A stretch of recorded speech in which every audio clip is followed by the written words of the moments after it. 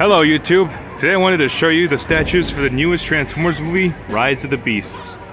We got Optimus Primal, Optimus Prime, and Autobot Mirage, who may or may not become Dino in Dark of the Moon, but we'll see about that. Yeah, these look great, and I'm super excited to see them at Navy Pier. Let's take a closer look at them. Here we got Optimus Primal in hand, or rather up close. I'm so used to writing down action figure reviews, but you can see just how massive this guy is. He seems one-to-one to the scale of the movie. In fact, I feel like that's the case for all of them. I know this because I just feel myself being in the same position as Noah when he encountered Primal after questioning him regarding the transwarp key. But that's pretty much something I gotta acknowledge, because you don't feel it in some ways when you're watching a movie, but up close, you get a sense that they're actually this big. You can see just how there's a lot of hair textures all over, as well as mechanical parts. You can see his butt right there. But yeah, this looks great. I'm super happy to see what they've got for Primal up close. And more importantly, I hope we get to see more of his robot mode. I know the CGI model was mostly focusing on the Beast mode, but I don't blame it too much, because kind of like with the Dinobots in the marketed Age of Extinction, that was what they're best known for. The robot mode's not so much, but Primal looks outstanding. And going down to up, we get ourselves Optimus Prime, the Autobot leader.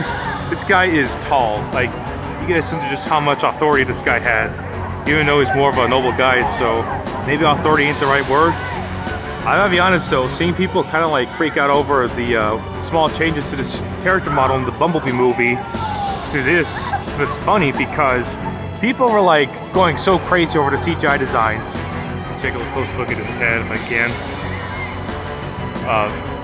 You can see just how much detail they put into it. You can even see his blue eyes.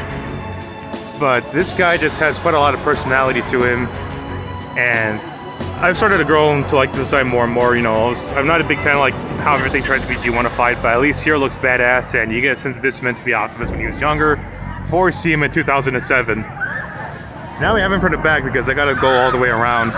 But yeah, there's so much detail put into this, and I was just trying to say earlier, it's funny how people got so upset over Optimus Prime's design in the Bumblebee movie going to this, even though it's just a few tweaks. When Optimus got slightly different arm panels and abdominal section in Dark of the Moon, people didn't complain. So I don't see what the outrage is here. In fact, I kind of like the tweaks they did here more. I like the silver veins on the chest windows, and it just feels a little more refined compared to the CGI we got from the Bumblebee movie.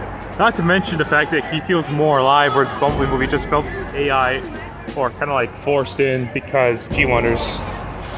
Yeah, Optimus Prime is once again outstanding. I'd love to see a Peterbilt era design for the first three movies, but what are you gonna do? This is still great, and I can't wait to get this guy's Studio Series figure, as well as his Rise of the Beasts mainline figure, which I already got. Woo! The name's Mirage. This guy is pretty sick looking. Once again, you've been there, done that. I like the personality of this guy, even though his face is a bit uncanny, but then again, I think they modeled him after Pete Davidson, which is funny because I remember saying that I'm not super familiar with Pete Davidson, and the community post was freaking out over it. Still love you guys though. Thanks for supporting the channel, even though it hasn't been that active much, but I like the details on this guy, although he does feel more like an Age of Extinction and Last Night era design. Whereas ironically, Dino in Dark of the Moon feels more traditional, hood, chest, door wings. It's like a take on Bumblebee's design. Kind of like Cliff Jumpers, I guess. You can see how skinny this guy is, how the details integrated, and the stomach area kind of reminds me of C-3PO, but looks pretty good if you ask me. And I also like the fact that he's posed giving a fist bump. If you can see real close here, you can sort of notice the Porsche decal, although it's kind of hard to tell because of how far away it is, but trust me, it is there. But as for the back, not too bad. They definitely put in a lot of details on this guy to make it feel complete, and I kind of feel like none of his action figures are going to do it justice, because this guy is very clean and more on par with the Age of Extinction era designs, which is kind of funny because this guy was originally assumed to be more like a jazz design. I hope you guys can hear what I'm trying to say, because it's kind of I'm outdoors right now, and sometimes you got to move away from the phone a bit, and I'm walking around, but yeah, Dino, it looks spectacular, and I call him Dino because I've made that community post about him becoming Dino after becoming a Mario fan. But yeah, fist bump.